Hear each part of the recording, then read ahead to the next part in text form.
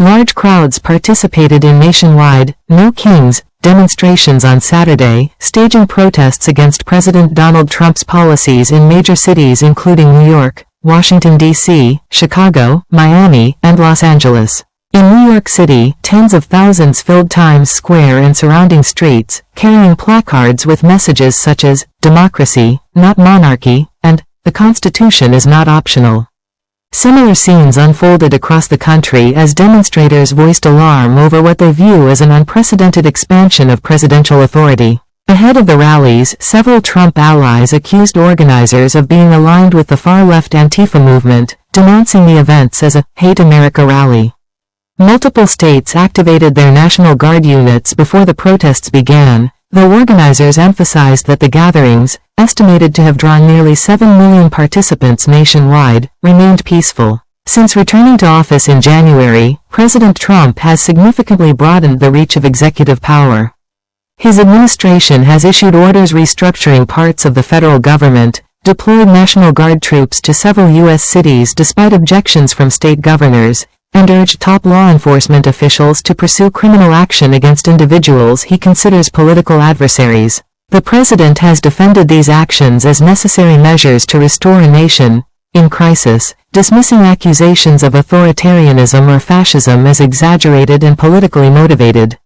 Critics, however, argue that elements of his agenda violate constitutional limits and represent a direct threat to democratic institutions. In a preview of a Fox News interview scheduled to air on Sunday, President Trump appeared to address the demonstrations. "A king? This is not an act," he said.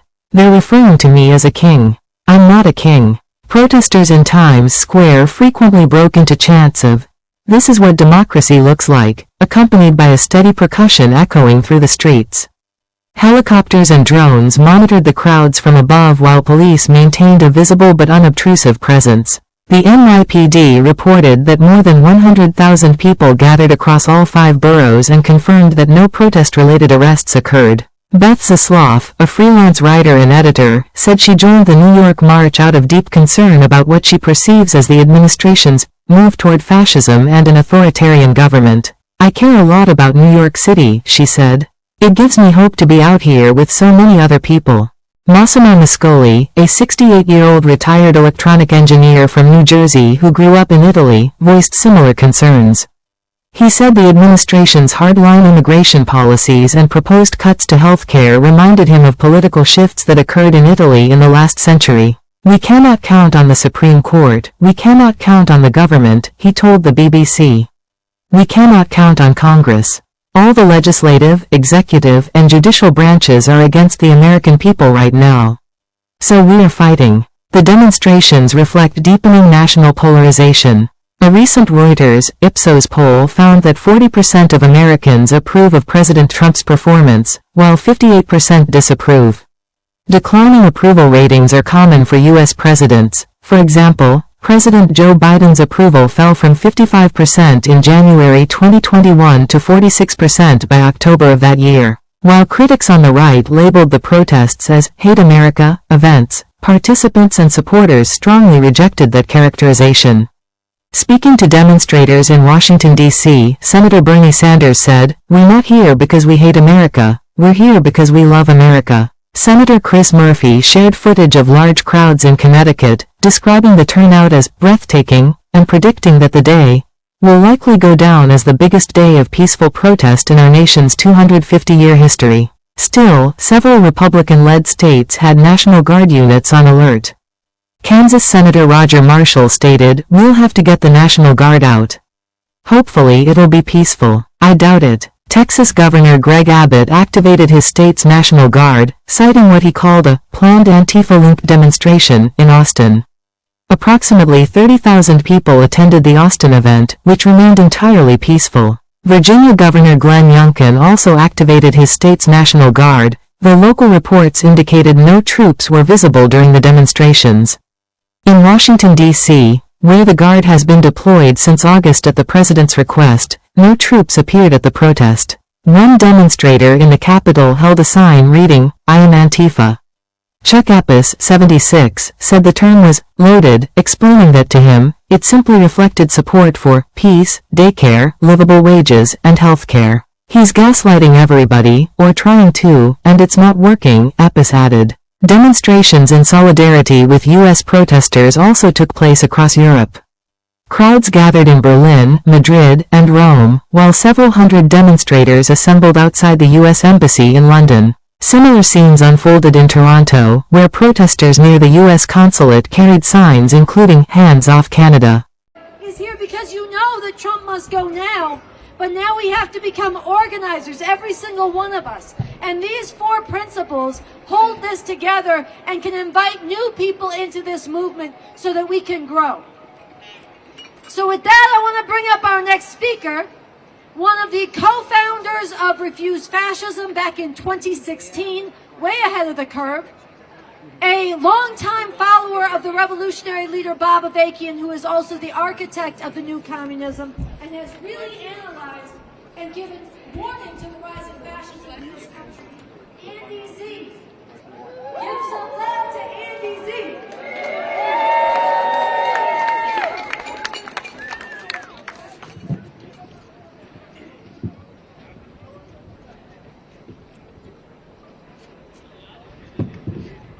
Yeah, about like this. Hey, you. How you doing?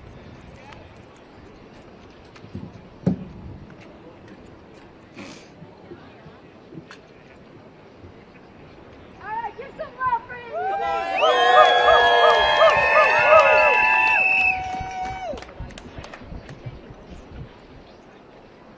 It's a little high here, but all right. So it used to be said in the 1960s, the power of the people is stronger than the man's technology.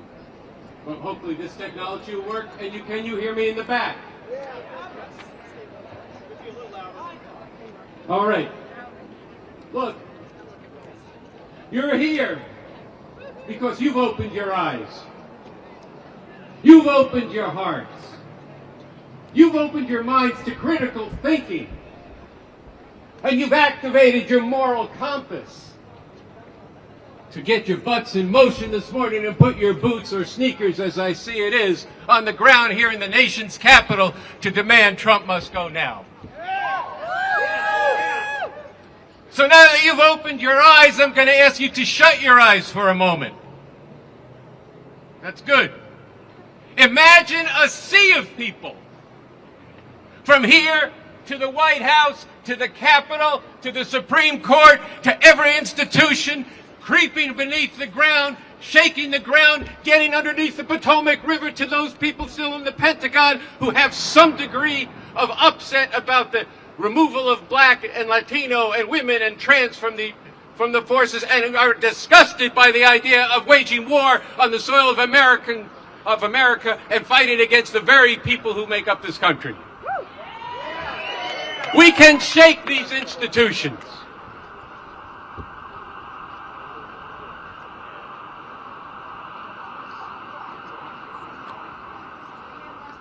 Every day, we need thousands of people in the streets of D.C.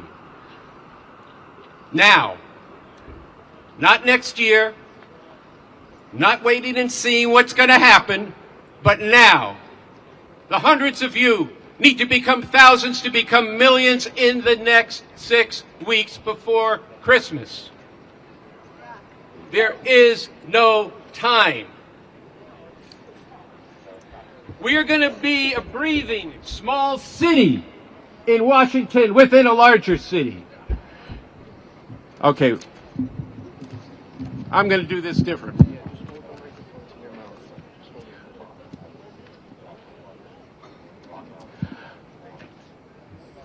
Never mind some morning musings. I want to speak to you from the heart here. We're thousands who came out on the 5th of November. Today we're hundreds. We need millions. And there are millions of people out there who hate what is happening in this country. But they hope we're not right. They want to wait it out. They want to hope against reality. They don't believe what they're seeing before them. But you do. And you're right, and they're not. That's not a casual phrase. You're right. You opened your eyes, you shook your conscience, you thought about it critically, you came out here today, and we're going to surround this White House in a model of what has to happen by millions of people. Because what are the stakes if we don't do this? Our freedom. Our freedom. And not just our freedom, but the people of the world.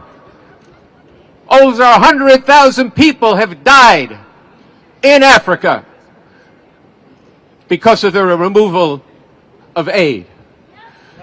The climate is way past the tipping point. Or I should say it is heading way past the tipping point. But with the measures of this regime, this poses an existential question for the future of humanity. This matters. You know it. Many of the people out there who came out on No King's Day know it, but they're not acting on it. That's on you, that's on us to bring this message of Trump must go now and to make the case why it has to happen and why it has to happen now and that there's only one power to do this.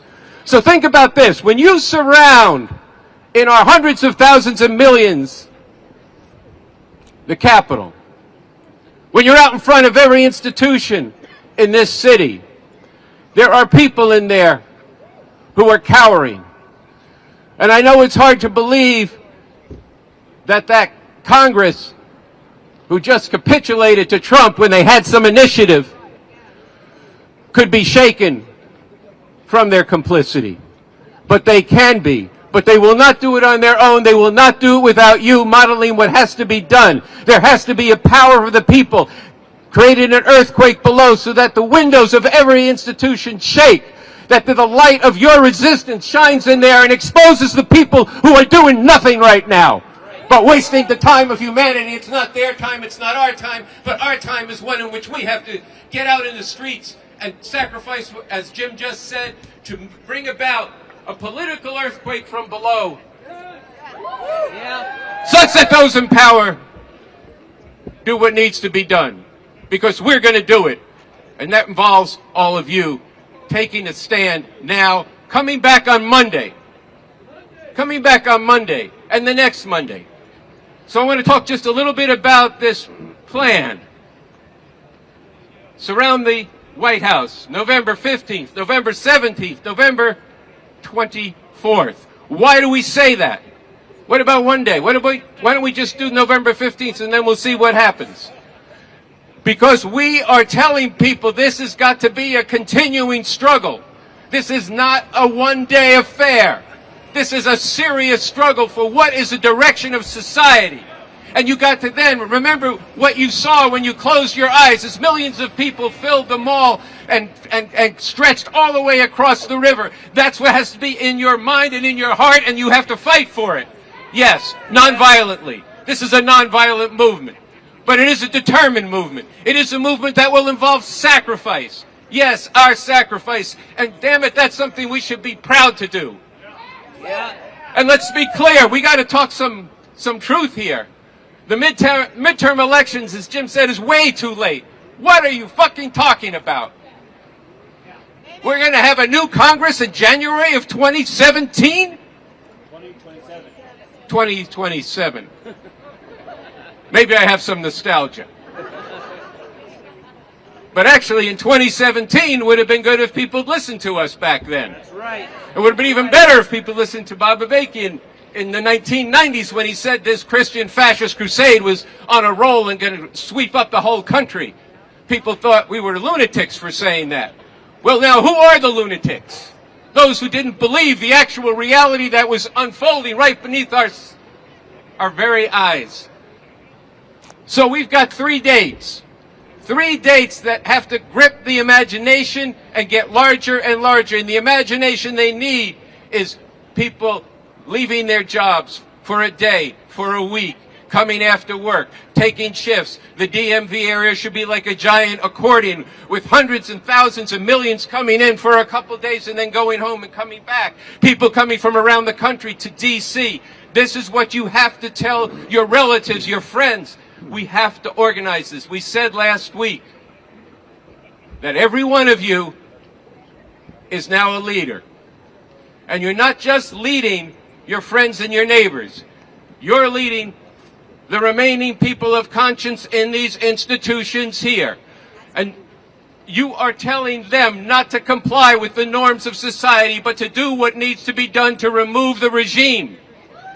You are telling people who resist ICE, keep it up, but get in the streets of D.C. at the same time. You are telling people who are feeding the hungry, housing the homeless, keep it up, but get to D.C. because you are not going to Trump-proof one city. You are not going to Trump-proof one state. The political power of a fascist regime is living across the street that needs to be evicted. It's occupying the halls of Congress. They need to do what they need to do, or yes, they'll get out. But if we start thinking now, and I have to say this, that what we should put our attention to is primarying those who capitulated in Congress.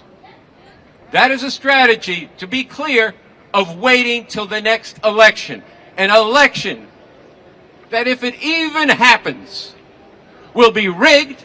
It is already being rigged. And if by some stretch of the imagination there were a majority of Democrats elected, why would anybody believe, who's in possession of their faculties, that somebody who led an insurrection to overturn the last election, pardoned every last one of them, pardoned everybody who came up with bogus schemes to overturn the election, would honor anything in 2017, and besides which, the Supreme Court that's in his pocket will have outlawed dissent before then. So you're appointed to lead this. And I'm pausing because I want you to think about it. There's a handful of us in Refuse Fascism who've been leading this since 2016. There's hundreds more around the country now, thousands probably, who are following this. It is everybody here's job to make this millions of people, starting now. The reason this is called Surround the White House 1.0 is to enable those with some imagination to imagine 2.0 and 3.0 and 5.0 when we have the millions we need to actually shake the ground such that the regime is removed from power.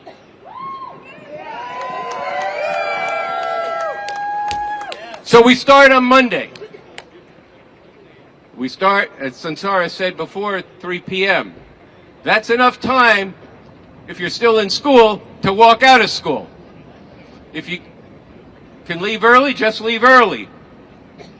If school ends early for you, get down here and organize, go to the next school over, and tell them, get out of class and come down to the White House. We got business to take care of. We got the future to take care of. So that's what we're doing here. This Monday, the following Monday. Get connected up. Sansara and others will give you the plans. But as we end, or I end and others end, every speech we give, every small gathering, even if it's just two people over a beer or coffee, it's important to recognize for whom are we doing this and for what are we doing this. So before I get to that chant, I do want to echo something Sansara said. I don't want to leave it at that. This is a movement that has to comprise millions. That means those who believe deeply in the Constitution of this country and what it's supposed to, the rights it's supposed to have, and are outraged that those rights are being ripped away. It does involve people like Sansara and myself who are working for a constitution for a whole radically different society to emancipate humanity. But we are all united around the single demand of Trump must go now. And as she said, and this is very important, it is necessary that we actually talk about all this. Because this is a serious problem that humanity faces, and we're not going to get clear on it without discussion and debate. So I wanted to bring that back in and then say this and ask you to join me in saying, In the name of humanity,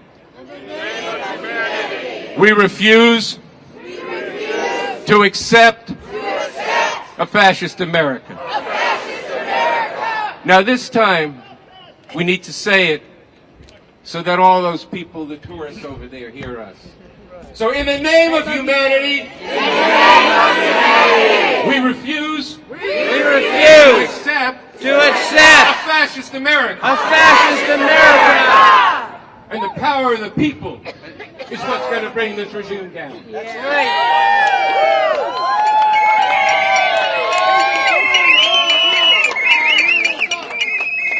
All right, let's hear it for Andy Z. Now, I want to say that we are told that change happens when people in offices of power get around to it. We are told that change happens when you lobby for it, or you call enough times for it, or you vote for it. But the truth is, if you study history in this country, even in quote-unquote normal times, the massive changes that we celebrate, the people we sing songs about, the people we watch movies about, they did not sit back and wait till something was electable. They went out in the streets and they put themselves on the line and they woke up the conscience of millions of others and they changed what was possible. This is how civil rights were won. This is how Jim Crow was torn down. This is how women won the right to abortion. This is how we won the equality for LGBTQ people. We did not win these rights by sitting back and lobbying. People put themselves on the line. People gave their lives, and it was right, and it was worth it.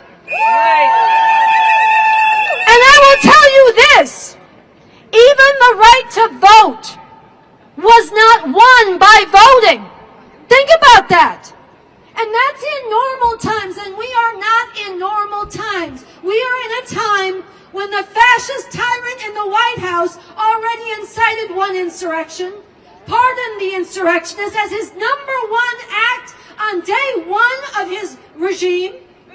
This week pardoned 77 more of the people who tried to steal the election. His movement is packed election deniers into key state offices to oversee the next elections in 18 states. This man is not going to sit back.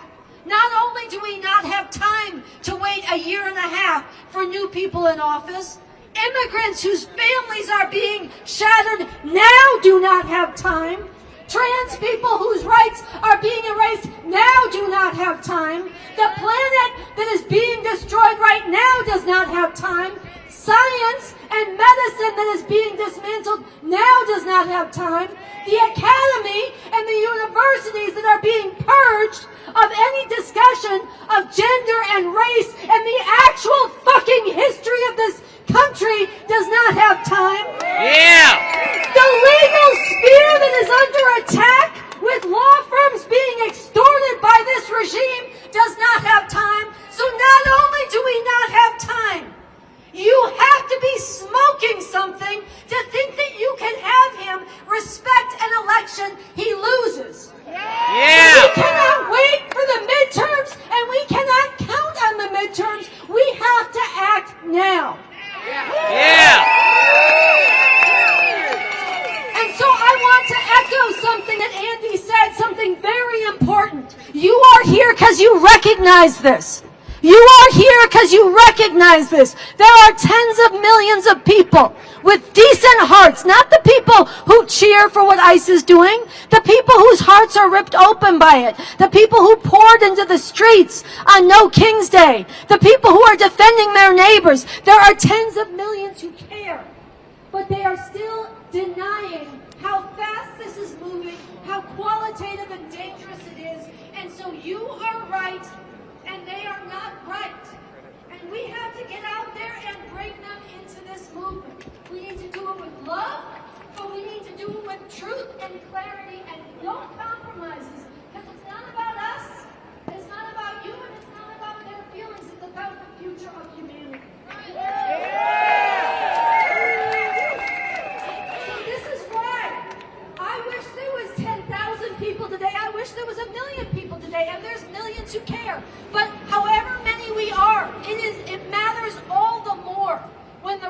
that the decent people are not there yet, it matters all the more that there are people who are stepping out and carving a new path and leading the way.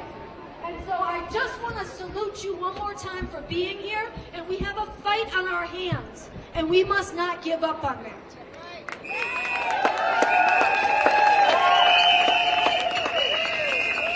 So we have 2 more brief speakers, and then we are going to do something that is modeling for the millions what we need to have them come join us in doing, in surrounding the White House. And we are going to get this out on social media, and all of you should amplify it. And then at the end, I want you to know one of the most beautiful things about this movement, besides our diversity, besides the clarity and the truth we tell, besides the willingness to sacrifice and disrupt our lives because something bigger is going on, and actually it's an expression of that, is at the end of almost every protest we have, it breaks out into a beautiful dance party. And we definitely have that planned, because there is joy in standing up and celebrating and being in this together. So I want you to know we're going to have a closing rally and send-off that is going to be equally important as the surround that we're about to do. So we have 2 very brief speakers, and then we're going to get to it. Ralph Nix is a veteran. He is a leader of the Reduced Fascism Chapter DMV. He's also one of the captains of the Marshals. He does everything. Give some love to Ralph. Good afternoon, all you humane, moral U.S. citizens. I am Ralph, and I am from the DMV chapter, and I'd like to meet each and every one of you sometime in the march today. I don't care what brings you here. I don't care if it's the tariffs. I don't care if it's the destruction of the Constitution. I don't care if it's taking brown and black people off the streets throughout our country, including using Blackhawks in Washington, D.C., and putting plastic cuffs on children.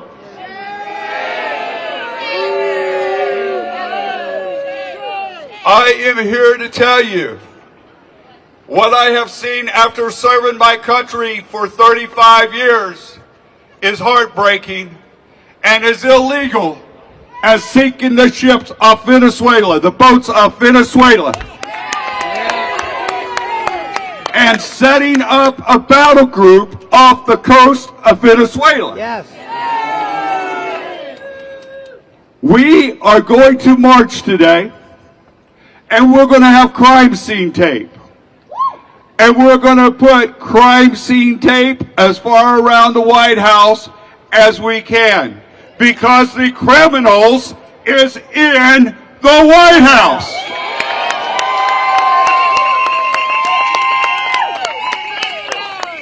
I have one challenge for each and every one of you here. We are going to be back in the streets in front of the White House on Monday. I want you to go home. I want you to go to school. I want you to go work. I want you to get 4 to 5 of your friends to bring with you. I should be able to look from this podium and not see the end of the crowd. I am enthused to be able to march with my moral U.S. citizens. And please reach out and bring people in. And we're going to have a good time today. All right, that is Ralph. You always